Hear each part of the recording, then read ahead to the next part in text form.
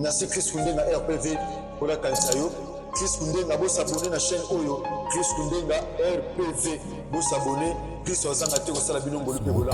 Et la parole, et la parole, et la parole, et la parole. Christ. Radio, parole vie, parole vie. La radio qui donne à travers la parole, vers la parole, la parole.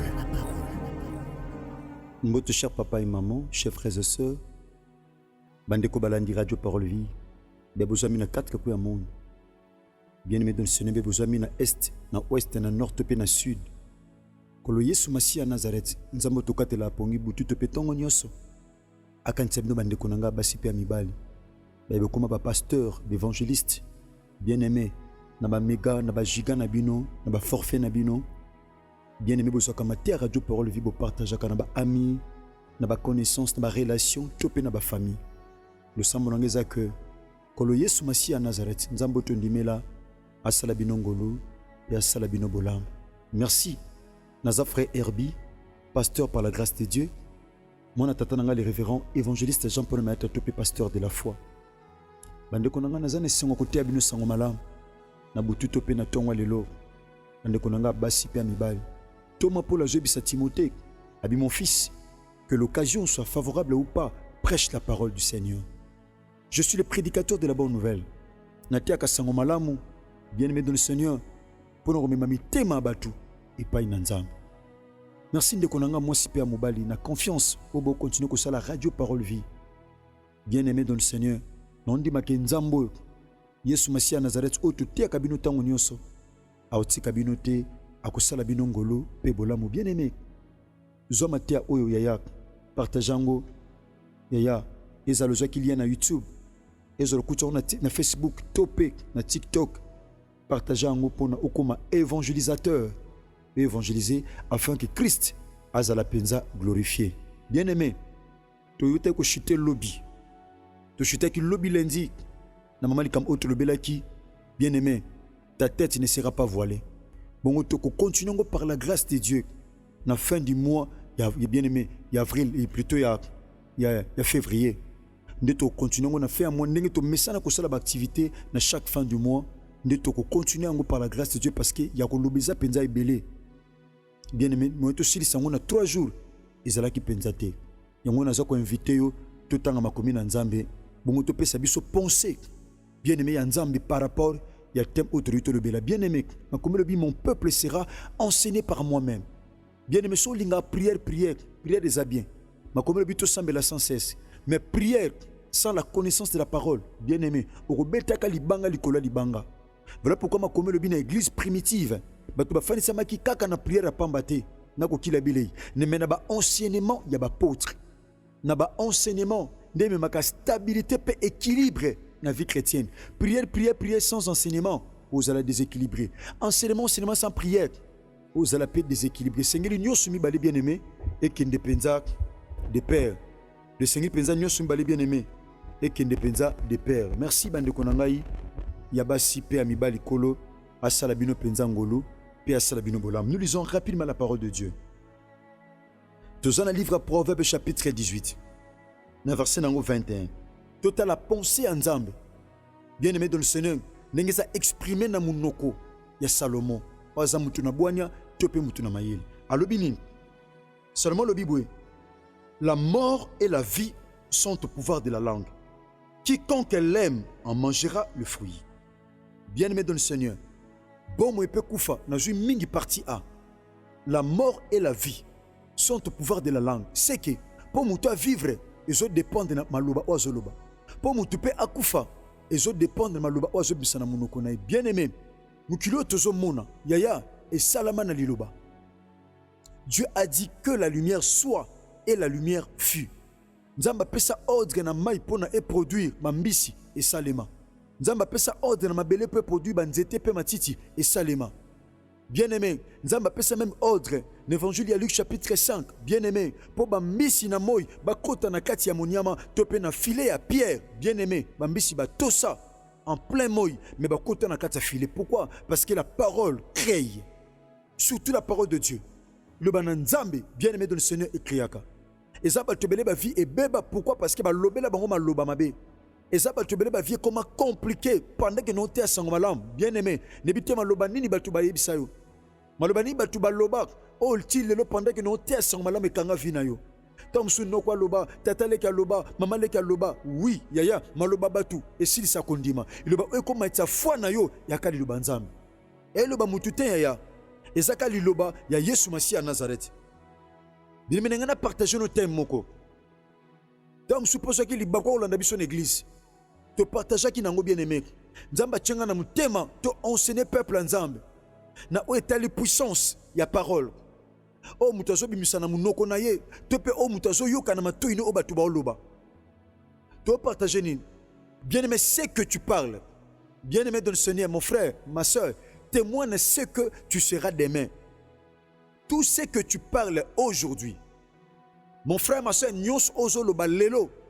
Ya malamu to amabe, yaya. Ezo talisa tope ezo témoigner oyo kozala lobi.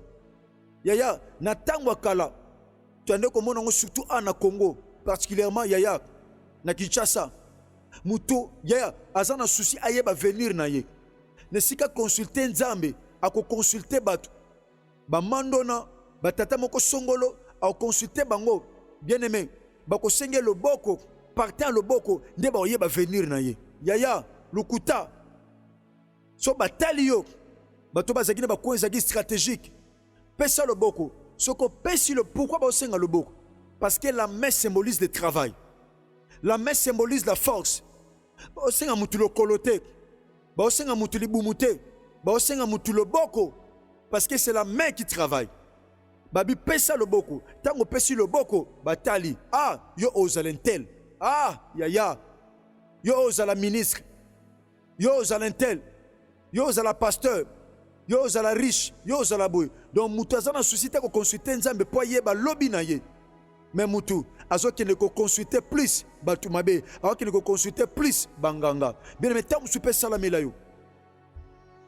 Yaya, tant musu pe réaliser salamela yo. Au mona ba féticheur, au mona banganga kisi yaya. Au consulter bango po batali so avenir, au tuna bango. Avenir na ngeza ndenge nini. Yaya. Mon frère, ma soeur, n'engane biso, et un miroir mokote na mukilio. Oh, ce comme Italie, Italie sur lobby na yo. Miroir, Italie sa mutu lobby te, mais Italie sa mutu nengaza. Et un laboratoire mokote soko koti, oh yeba venir na yo. Koutou, nzamba zote à biso, azote à peuple à Juda. Bien aimé dans Jérémie chapitre 29, dans verset nango, bien aimé 11. Alors je connais les projets que j'ai formés sur vous. Sont les projets de paix et non de malheur, afin de vous donner un avenir et de l'espérance. Bien-aimé, David parle bien, Abi éternel, mes destinées sont dans ta main. Vinanga, nana tina to mona mama moko, nana tina to mona prophète moko, pona yeba onoko malobi. Bien-aimé, mutu esengena consulter. Ouais, sengena ngana simba, pona yeba lobi nanga, c'est la parole de Dieu. Seule la parole de Dieu, bien-aimé dans le Seigneur, capable. Yakotali sanga, ouais sengena ngai na simba. Bien-aimé, mutu alobaka na présent. Mais ouais, kokisa makana futur. Futur est cause à la proche, tu peux cause à la lointain. Et ça n'a pas te belle ville et les a compliqué. D'une à ma cambo loba mais là bango n'a passé. Ni ba lobé là on a passé pour le lobby qui a des conséquences, il y a échec. Obi qui a des conséquences, il y a maladie. Obi qui a des conséquences, il y a complications. Obi qui a des conséquences, il y a limitation. Obi qui a des conséquences, il y a humiliation. Obi qui a des conséquences. Mon frère, ma soeur, il y a des défaites. Tant moussous, batu baloba na vie na yo. Bien aimé. Yango ko pesa nzela te na mutu moko ala kelo mabe pondi mango ko pesa nzela te na mutu malo bano mabe mon frère pe osimba ngo yaya mutu alobaka lelo me kokisamaka après. Bien aimé, généralement la vie est composée na 3 étapes.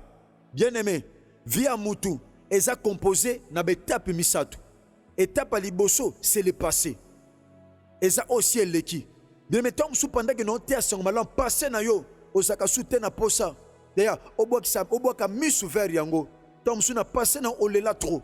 Na passé na yo osaka tellement humilié. Na passé na yo batu balinga yo te. Na passé na yo bien aimé batu ba mi komisa ke nemi na yo. Na passé na yo bien aimé batu ba salo ba piège. Batu ba chelo ba mitambu, ba chelo ba piège ndenge na ndenge passé na yo.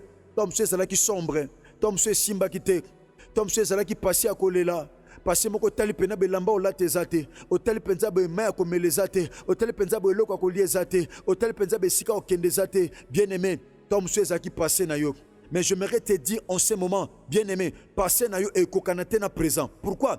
Parce que la Bible dit, ne pensez plus aux événements passés et ne considérez plus ce qui est ancien. Nazoé biso mon frère, ma soeur, ceux qui passionnent zaki sombre, ceux qui passionnent zaki yakolela, ceux qui passionnent zaki mikakatano, mais kokokana jamais na présent na yo. Présent na yo et kozala meilleur, présent na yo kozala malamu. Ceux qui passent au lela qui, mon frère, ma soeur, nazo yebisa yo, nazo te yo en qualité, il y a prédicateur, il y a bonne nouvelle. Na kombo na Yesu Masiya Nazareth passé na yo et kokanate na présent ce qui n'a passé au lelaki et qui m'a kambe simba kité c'est possible bien-aimé na présent au mona bolam oh yeah tant tu va passer tout mon attend bien-aimé tout mon attend tant ezali facteur ou ezali important tant ezali facteur ou ezali très important bien-aimé dans le Seigneur yango na bondeli Yesu Masiya Nazareth ndeto sambela kimbaleleki c'est possible à côté son saison tu peux à côté ça yo na temps toi na passé tu appelles na présent eza yaya moment où nous vivre ba situation zo traverser toi monsieur ya malam toi monsieur ya kolela toi monsieur ya bien ya ko sekama toi monsieur ko cholama pendant que non tia sang malam bien aimé wana tina te muta ya yebisa yo vie na yo yo moko so mona ba complication o so kuta nango na vie.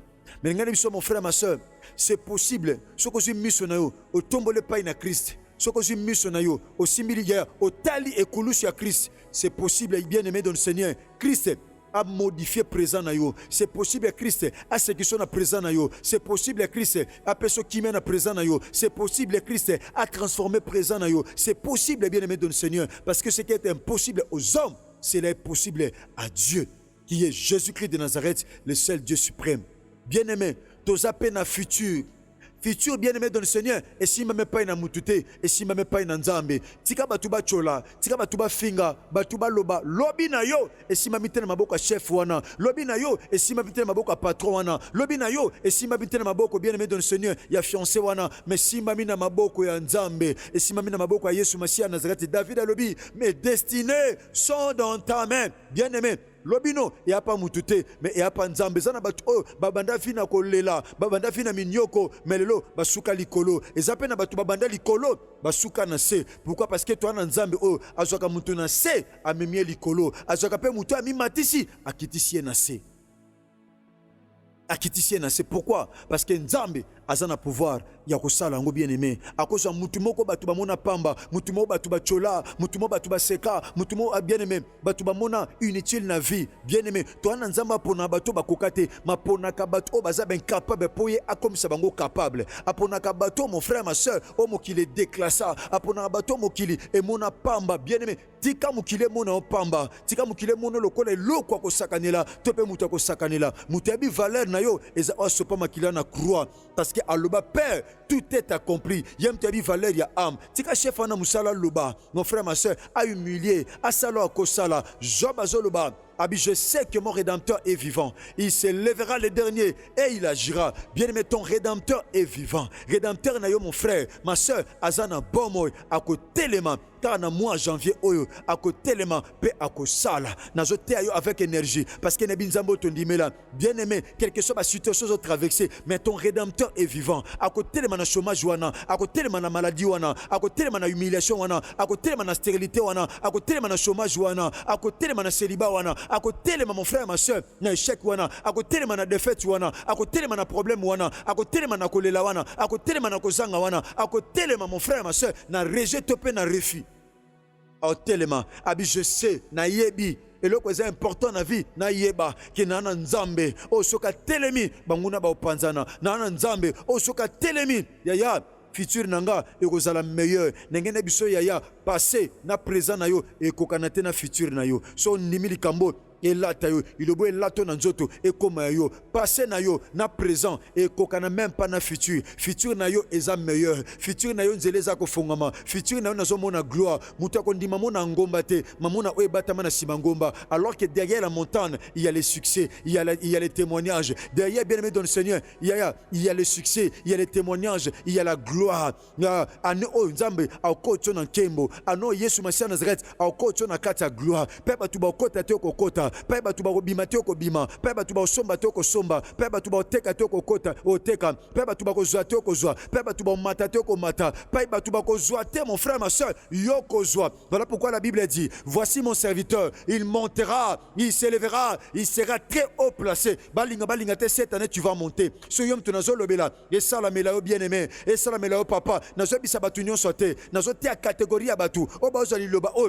abi c'est à moi qu'on parle nangande mutu ba oteya mutu musute ba oteya ndenga mutu batu ba mona pamba mutu ba mona lokola sapatu ya kobeta mambeta mutu ba mona lokola basket ya kobeta mambeta ata batu ba beta mambeta. Il y a un Dieu à côté na vie na yo tika batu ba chola tika batu ba seka Job pendant ka zoloba Job azolela abi je sais que mon rédempteur est vivant, il s'élèvera a tellement ka mutu libosote a tellement pe mutu mi balete a tellement ka mutu suka ayaka bien aimé lokola Lazare azalaki Lazare akufa pe apola ayaka donc situation comme compliqué bien aimé dans le Seigneur ayaka donc mutu si apoli ouais comme impossible salema non na monate mutu akufa apola déjà bien aimé dans le azonga na bomo bien aimé ouais c'est impossible pas bateau pas Yesu Masia Nazareth c'est possible na zob sa moi simoko ouais c'est impossible ata ba trompe za ko ya ko beba ba trompe za boucher ata makambo zo simbate ouais c'est impossible na médecine na bonzambe za possible ouais c'est impossible na pas bateau na bonzambe za possible ouais c'est impossible na science na bonzambe za possible ouais c'est impossible na mayele ya bateau babite ouais le kakate ouais simbakate ouais bisi bango avec Jésus-Christ de Nazareth ça va aller